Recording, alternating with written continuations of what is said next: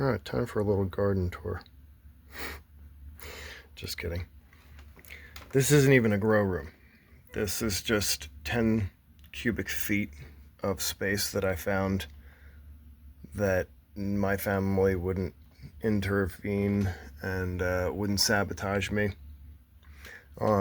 It's literally right above my clothing. So,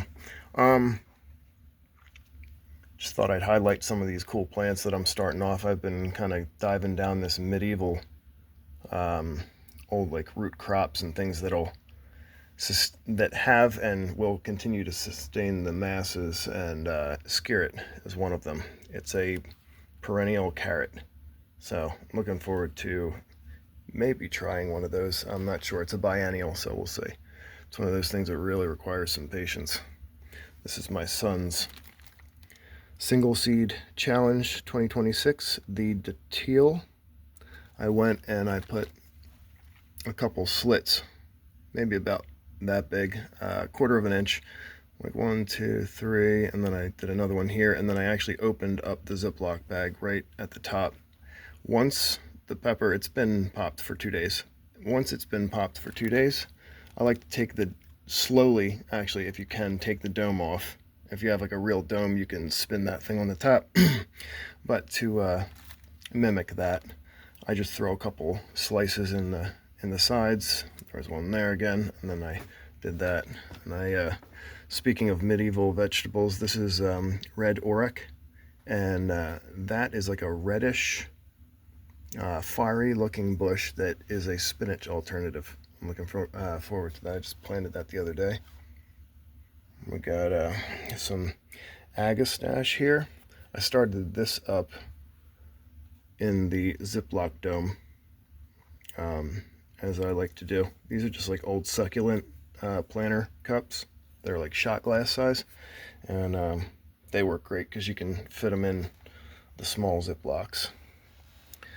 And there we've got the Cheiro Roxa purple perfume pepper. She is looking really, really nice. I am excited. I think we just planted 8 more of these yesterday. Obviously I have my basil that I started off with. And that's a Carolina pineberry, the white strawberry. Sometimes they can turn a little pinkish.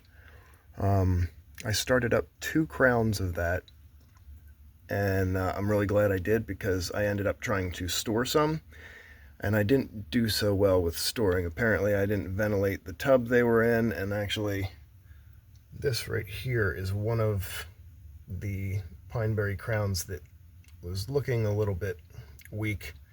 There were actually 2 in there, but one didn't make it, and that's why you don't keep all of your eggs in one basket, you know.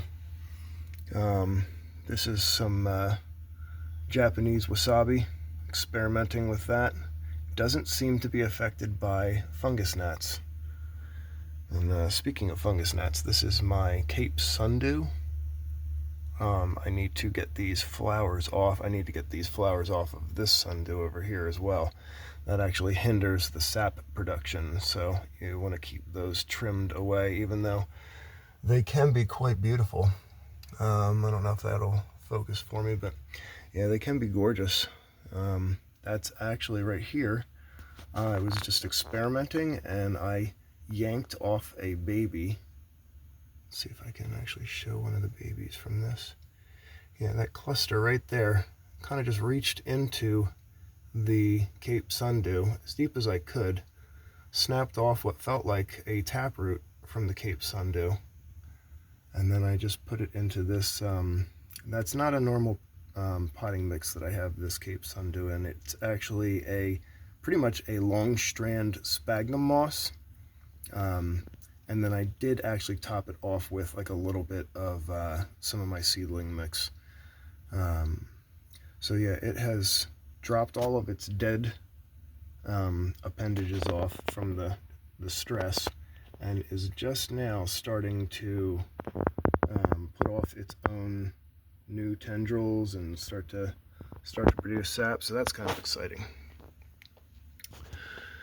Yeah, that's pretty much it. We've got a ginger container here that's just starting to, I don't know if that's considered chitting, but it's starting to put off some new growths, so that's cool.